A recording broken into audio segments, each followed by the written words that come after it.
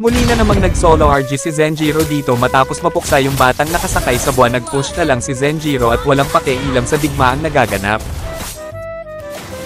Pero joke lang daw yun dahil mang-KKS daw siya. Napakapangit ng ugali mo!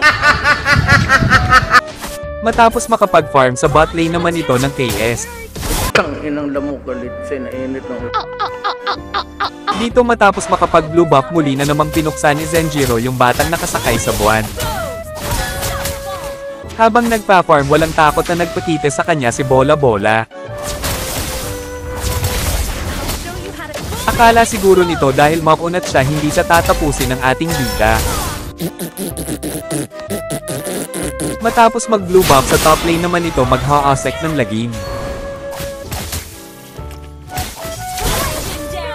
Habang nagpupush sa mid lane kapansin-pansin na may mga nag-aagaw buhay sa top lane kaya agad nagtungo doon si Zenjiro.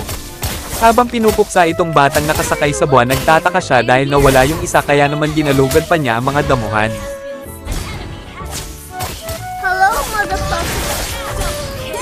Mapapansin sa bot lane na nagpupush roon ng tropa nitong unggoy kaya inaasar-asar ni Zenjiro itong si Chofred. Sa kasamaang palad hindi na push ni unggoy ang last tower dahil dumating na ang mga baliw. Matapos makuha si Lordy nag-push si Zenjiro sa bot lane.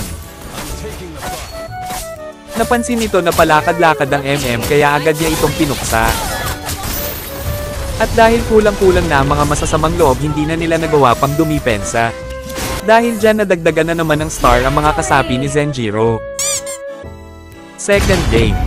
Nagpakita ng win rate at KDA si Zenjiro para magkaroon ng tiwala ang mga kapangkat nito. Kaso may isang baliw na gusto itong i-ban. bobo ka. Swerte dahil hindi tinupak ang mga kasama nitong random at hindi binyan si Fanny. Dahil nakakasawa na ang skin ni Zenjiro gumamit ito ng trial card. Parang nakakalakas talaga pag may maganda kang skin na gamit.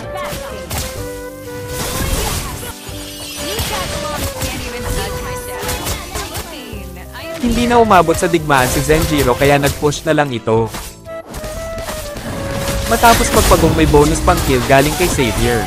Panoorin nyo hanggang dulo ang mga naging highlights ni Zenjiro sa laro na ito.